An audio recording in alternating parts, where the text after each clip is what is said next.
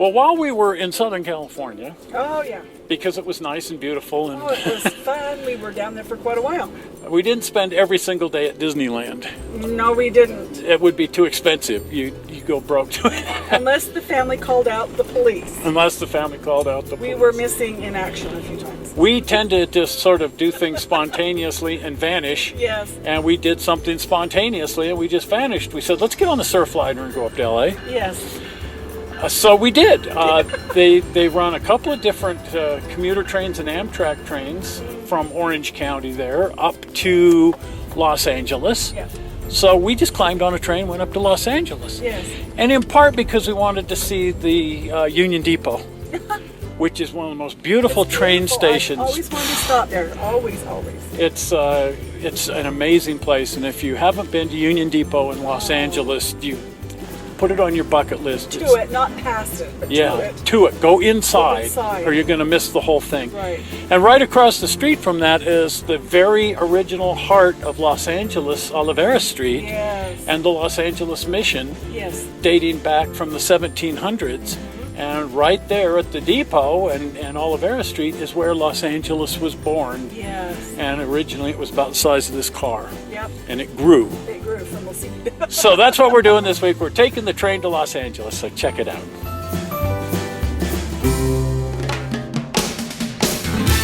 So we figured we'd go right downtown Los Angeles, because heck, that's where the train station is. It sure is. Right in the old town. We figured we'd start our little adventure in Fullerton, which is right by Disneyland. I always wanted to see this train station. Been past it a zillion times and never stopped. Well, you suggested it. You said there was a little train museum here and Yes. everything. So we figured we'd check it out. They've got 2 train stations. This one is a really neat old Union Pacific train station. I think it's kind of the prettier of the 2. It's wonderful. But they both have a lot of rich history and whatnot. The Union Pacific station's been turned into an old spaghetti factory. Isn't that something? And we keep running into old spaghetti factory. They've got one in Salt Lake City's Trolley Square. They do. But it started off in Portland, Oregon. And they just kind of spread out from there. They built one in Seattle. And now they're all over there, even in Japan. Oh my. But they love putting them in historical buildings like this old Union Pacific Depot, and then dressing them up with period antiques and do something that sort of maintains the theme of the building that they're in. So, for example, in Trolley Square, they've got a dining room inside a trolley car. That's fun. That's a fun one. And here in the Union Pacific train station, they have these great O-scale trains on display. I was really amazed. This is a great collection of O-scale passenger cars on display, and a little history of the original cars, and even a little something about the models themselves. So that's really fun. It is. This is Union Pacific's M10,000, one of their streamliners, the most extreme of their streamliners. But they also have Southern Pacific and even Santa Fe passenger cars on display here, since those are the 3 railroads that were served at this train station. Or I suppose we should say in these train stations, because the Santa Fe and the SP actually have their own train station. And now they have Metrolink.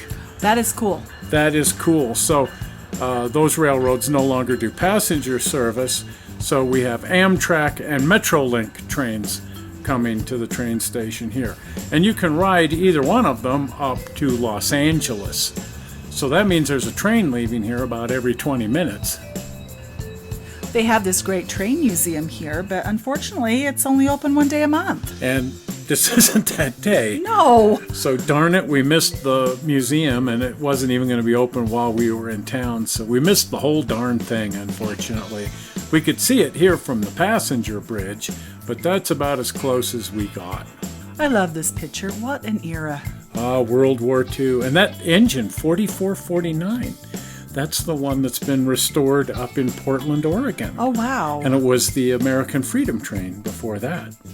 The Santa Fe Depot doesn't look like a whole lot from the outside, But it's a hard-working little station, been in continuous use since 1930, and this is one busy corridor through here. There are a lot of trains and always have been on these tracks. It does have a wonderful mission style to it, typical of California. Yep, as did the Union Pacific Depot. This one is on the National Register of Historic Places. And like I say, the interesting thing is it's still being used as a depot. That's neat. And that's really neat. It's fun to see it as a spaghetti factory or something. Way cooler to see a train station being used as a train station. Yes. Much more appropriate. We did have a bit of a scare here. We sure did. I was outside getting a shot of the Metrolink train, standing a little tiny bit inside the yellow line, and you're just unaware of a train coming up on you from behind, and suddenly, holy crap, here comes this freight train barreling at me at 50 miles an hour. And I was way too close to the train. It's easy to see how people get killed. So always be careful. Absolutely. Anyway, our train soon arrived. We decided to take Amtrak up to Los Angeles as opposed to Metrolink, only because that was the next train out. Like I say, there's a train leaving every half hour or so, so we had practically no wait at all, and we were off to Los Angeles. Yes. Although it's Orange County, technically it's all Los Angeles. It is actually, 35 miles? Not far. Up to downtown Los Angeles, but in a city of this size, it can take you forever to drive between Fullerton and Los Angeles. This is a much better way to go. Just climb on the train and relax, kick back, and go up to Los Angeles. It's sure an interesting way to travel, just totally stress-free. Everybody on the train is just relaxed, kicked back. As a matter of fact, you can crack open a bottle of wine if you feel so inclined. I guess you which this can. guy's doing right here. No rule says you can't. Yes. Blood alcohol doesn't matter when you're riding on a train, does it? Unless you become obnoxious. Unless you become obnoxious, which happens on the airplanes way more often than trains. Everybody on the train is just relaxed and kicking back. Everybody over on the freeway is stressing out. Karen fired up Google Maps just so we could see what was going on. Nobody's moving on the freeway over there. It's all red lines. And here we are just gliding effortlessly through traffic all the way up to Los Angeles. That's neat. What a better way to go. And when we get there, we're not going to have to worry about parking Nazis or parking places or $20 fees to leave the car somewhere. Or just trying to park. Or just trying to park. As soon as you get off the train in Los Angeles, you're confronted with one of the most beautiful train stations, I think, in the United States. Oh my, it's beautiful. Look at the southwestern decor. It's just gorgeous. The Union Depot was a consolidation of 3 railroads to be served by one train station: Union Pacific, Santa Fe, and Southern Pacific, all sharing one giant depot. The Union Depot actually replaced LeGrand Station, was not on this location, but it got pretty much flattened in a 1933 earthquake, and so they needed a new train station. The voters had been arguing over building a train station since 1928. A lot of people just didn't feel like they needed to spend the money on that, but the shaking ground kind of settled the argument. The architectural style here is a fusion between California Mission and Art Deco from the 1930s. My favorite. It just comes together. You wouldn't really think 30s Art Deco and California Mission style could work together, but as a matter of fact, they work great together. Yeah, wonderful. What a beautiful train station. Because this train station was built in the 1930s, it actually ends up being the last of the great train stations built in America. Look at that comfortable seating. Oh, it is. It's wonderful. We spent a little bit of time. We had lunch in the seats there. Yes. And a cup of coffee, and it's just so relaxing. Those are the most comfortable chairs, and there they are in a train station of all places. They had the Christmas decorations up because it was Christmas time. I'm assuming this is some sort of like theatrical sound system. They may have had music in here back in the day. Some kind of an organ or something? Something, but by the 1930s they did have loudspeakers and that kind of amplified system. So maybe that's what that is. Over here in the entrance area, there's this beautiful little restaurant just out in the open area, which is neat. This clock, unfortunately, is only right twice a day. Oh. What a shame. Be neat if they could get it working again. Indeed. As typical of many buildings in California, they have beautiful tile work. It's indicative of that Mission style to see like Mexican tile and this interesting wrought iron work. It looks like it's all hand-wrought iron. I'll bet it is. This is certainly amazing to see. The old train schedules are still up. Southern Pacific, the Daylight, the Coaster, the Sunset Limited. Over here on the Santa Fe, the Grand Canyon Limited, El Capitan. Oh my. And over there on Union Pacific, City of Los Angeles, Challenger. Oh, to be able to time travel. I love the looks of the ceiling in here. Check out the Southwest design up there. It looks like it's all been hand painted, and that woodwork is just gorgeous. And I love these giant chandeliers. This is kind of a newer area. They call it the Plaza, and they added this when they added bus service to the makes depot. sense. The train station was built right across the street from the original Mission site for Los Angeles because they wanted to help preserve this area, and putting the train station here they felt would bring tourists and generate money to help preserve the original part of Los Angeles, which they referred to as the Plaza. Today they call it Olvera Street. Now, I've seen a lot of nativities in my life, but this one just took the cake. Isn't that beautiful? It's amazing, and life-size figures. I suppose they put this up every Christmas, but I've never seen anything quite like it. It's just beautiful. Look at the angels. Very appropriate for the City of Angels.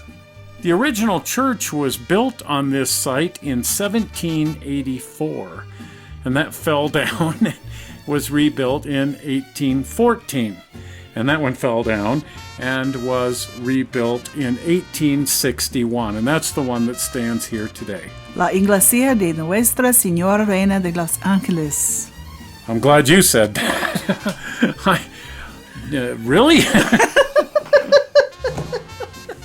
I'm sort of more into efficient names like the church. It's sort of funny because the original church here was an essentia, an assistance mission for the mission of San Gabriel, because San Gabriel was the big town. Yeah. Los Angeles was just like 600 people. Oh. Just a tiny little town. It grew. It grew a bit. Look, it looks just like going to Mexico. Mira todas las cosas comprar. Really? I wish I spoke Spanish, but I know taco and burrito. Me too. Let's go eat. Now, I know these are for Dia de Muerto. Yes. That fun Halloween celebration, which we saw that film Coco, the new Pixar film. I am now a fan of the Mexican version of Halloween. Me too. Oh my heck, that's a great movie. And these things are just fun. I love these little street markets you see all over Mexico with souvenirs and just all manner of fun things for sale. Mm-hmm. No tocar, no touch. Especially this, the jewelry department. I really like the huaraches. What's that? Sandals. Look at how cute. I thought it was zapatos. Oh, they're zapatos or shoes. Lucha Libre. There you go. Mexican wrestling, that's always fun. And it wouldn't be a Mexican market if there weren't taco stands. Uh-huh. There's eateries every third or fourth stall or so. This is the oldest house in Los Angeles, built in 1841. Wow. Well, it's been a fun little trip to Los Angeles. Oh, I loved it. Back over to the depot and Yes. catch our train back up to Fullerton. Yes. But what an exciting place. What a great train station. Well, that was fun. Of course it was fun. Any train ride is fun. Oh, yeah. And people use that as a commuter thing. You see them on the train, they're reading the newspapers. Oddly enough, some looking out the people window. still they have their tablet or whatever, but they're still reading the, quote, newspaper.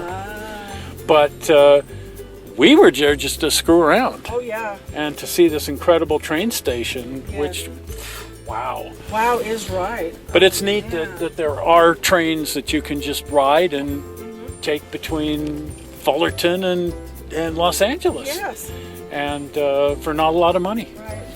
And that's just a really worthwhile experience, even if all you plan on doing is screwing around. Well, we started out just going down to Fullerton, and it's like, let's get on the train. Yeah, we I just, was like, let's go get on the train. We that's did. what we do. So we were looking, we wanted to see the museum there, which was Oh, closed. I know. And we yeah. wanted to see the depots there, which weren't closed. Right. And one of them was still being used as a train station. So Yes. it's, okay, here's $18, we're going to LA. And we Absolutely. slapped down our green and away we went. And that was a lot of fun. Yes, Very it was. spontaneous. Oh, yeah. Very spontaneous, as we tend to be. Yes. Well, if you haven't been over to the channel, do pop on over to the channel. And while you're over there, subscribe to the channel. Remember, it doesn't cost anything. It isn't painful.